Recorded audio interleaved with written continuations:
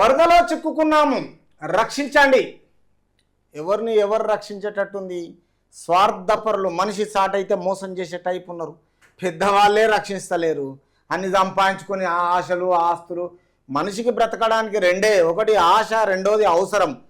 ఇలాంటి బంగారు బొమ్మ లాంటి భగవంతుడు ఇంత మంచి జన్మనిచ్చిన తర్వాత ఈ అమ్మాయిని ఇంత తొందరగా తీసుకుపోవడము దేవుడికి ఇదేమన్నా తగినట్టా చెప్పండి?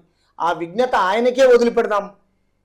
తండ్రి మోతిలాలితో అశ్విని వివరాలు అంటే కన్న తండ్రి పక్కకున్న తర్వాత ఈ వరదలో చిక్కుకున్నాము, రక్షించండి అంటే ఎవరు రక్షిస్తారు? ఎవరు ప్రాణాలు తీసుకుపోయి ఎవరికి ఇస్తారు?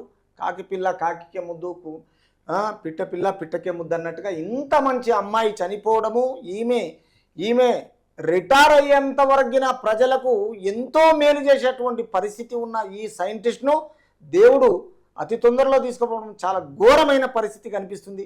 ప్రజలకు అన్యాయం చేసినట్టు, ప్రజలకు మంచి చేసే అమ్మాయిని తీసుకుపోవడం. తర్వాత ఈ యువ సైంటిస్ట్ను బలి తీసుకున్న ఈ వరద, వానదేవుడు, గాలిదేవుడు, తర్వాత ఈ భగవంతుడు ప్రజలకు మేలు చేసే అమ్మాయిని తీసుకుపోయి చాలా అన్యాయం చేసిండు అనిపిస్తుంది.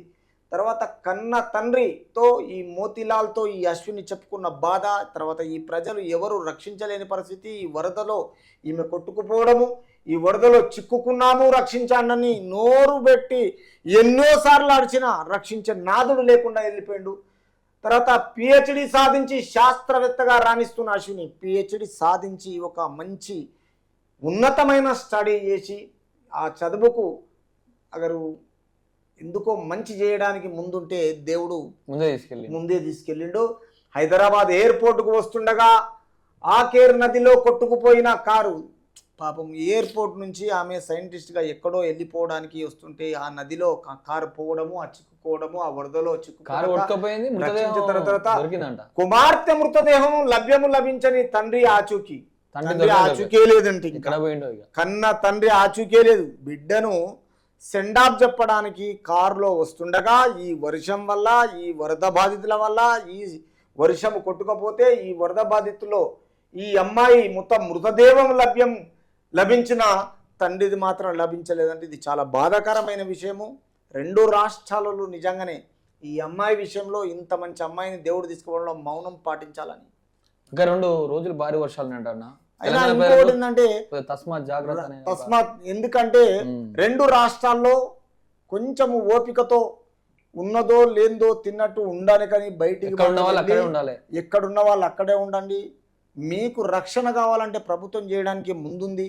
కానీ అనవసరమైన తొందరపాటు నిర్ణయాలతో పిల్లలను బయటకు వదిలిపెట్టి మీరు బయటికి వెళ్ళి ఏ వరదలలో కొట్టుకపోవడము, వాగులలో కొట్టుకపోవడము, ముసి నదులను చేపలు పట్టడానికి వెళ్ళి ఇటువంటి పిచ్చి పిచ్చి పనులు చేయకుండా దయచేసి ఇంట్లో ప్రశాంతంగా ఉండాలి. ప్రభుత్వం మాటలు వినాలి. తర్వాత ప్రభుత్వం మనం మోయలు కోరి మన శ్రేయాభిలాషిగా మనకు చెప్పడము అది మనకు పూర్వజన్మ సుకృతము.